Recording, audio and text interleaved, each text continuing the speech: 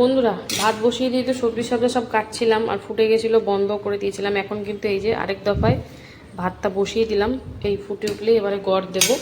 তো এইদিকে তো ভাতটা গড় দেবো আর এইদিকে কড়াইতে তেল দিয়ে দিয়েছি, কারণ এখন প্রথমেই ভেজে নেব পাঁপড়টা। তো চলো এখন ঝটপট করে কাটাকুটি সব কমপ্লিট, এখন ঝটপট করে রান্না করে নেওয়ার পালা। তো পাঁপড় কটা ভেজে নিই আর ওইদিকে ভাতটা গড় দিয়ে নিই, তারপরে আসছি। তো সঙ্গে থাকো।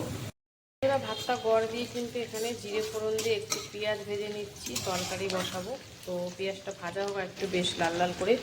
আর এদিকে কিন্তু পাঁপড় ভাজা কমপ্লিট করে বসিয়ে দিলাম। এই যে শাপলা ফুলের বড়া কটা, যেটা একটু সামান্য চিনি, লবণ, হলুদ, কাঁচা লঙ্কা, বেসন দিয়ে মেখে করা হয়েছে। তো চলো বেশ লাল লাল করে ভেজে নিই, তারপরে আসছি।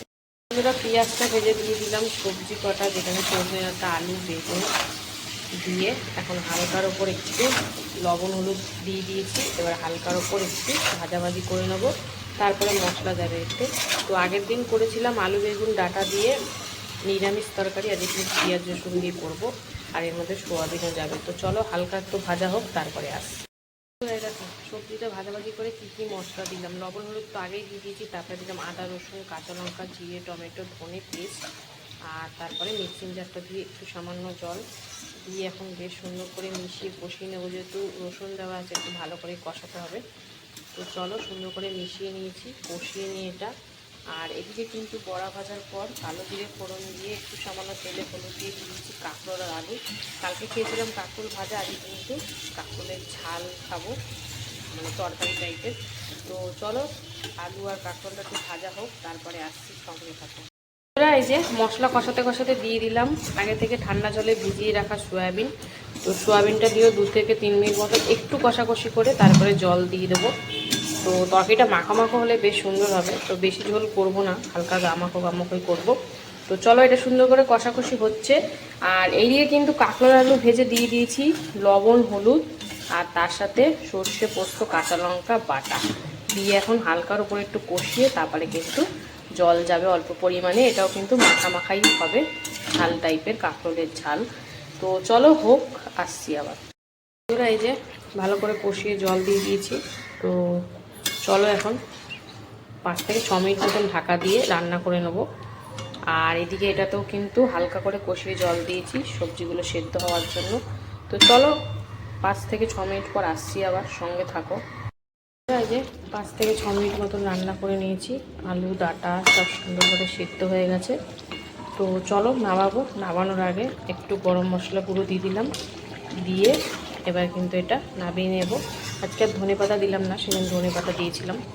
তো চলো এই তরকারিটা তো আমার কমপ্লিট, জাস্ট নামিয়ে নেবে, একদম মাখো মাখো ঝোল হয়েছে।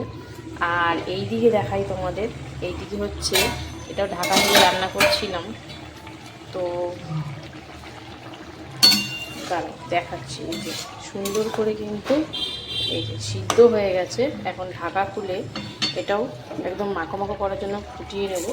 আর দিয়ে দিলাম একটু সামান্য চিনি, কারণ এই তরকারিটা একটু মিষ্টি মিষ্টি হলে বেশ ভালো লাগে। তো চলো এটা একটু মজুক, আর ওইটা নামিয়ে আসছি আবার, দেখতে থাকো। বন্ধুরা এই যে একদম মাখো মাখো কাঁকরোলের ঝাল কিন্তু আমার রেডি হয়ে গেছে। তো এবার নামিয়ে নেব। তো এই ছিল আজকে মানে শনিবার দুপুরের রান্নাবাড়ি। কেমন লাগলো তোমাদের অবশ্যই কমেন্টে জানিও, আর ভালো লাগলে পাশে থেকো। তো চলো দেখা হচ্ছে আবার দুপুরে খাবার ভিডিওতে। ততক্ষণ সুস্থ থেকো, ভালো থেকো, টাটা। হ্যালো বন্ধুরা, শুভ দুপুর। প্রত্যেক দিনের ন্যায় দুপুরের খাবার নিয়ে চলে এসেছি। তো আজকে হচ্ছে শনিবার, মানে সপ্তাহের শেষ দিনে চলে এসেছি। তো আজকে দুপুরের মেনুতে কি আছে চলো প্রথমে তোমাদেরকে দেখিয়ে নিই।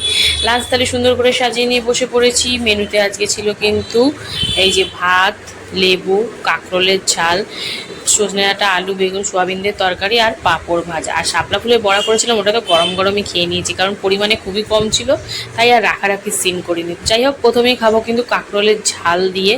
তো এটা সর্ষে পোস্ত বাটা দিয়ে করেছিলাম, বেশ সুন্দর হয়েছিল কিন্তু কাঁকরোলের ঝালটা খেতে। তো যাই হোক, আর আজকের দানাগুলো বেশ নরম নরম ছিল, তাই খেতে কিন্তু ভীষণ মজা হচ্ছিল।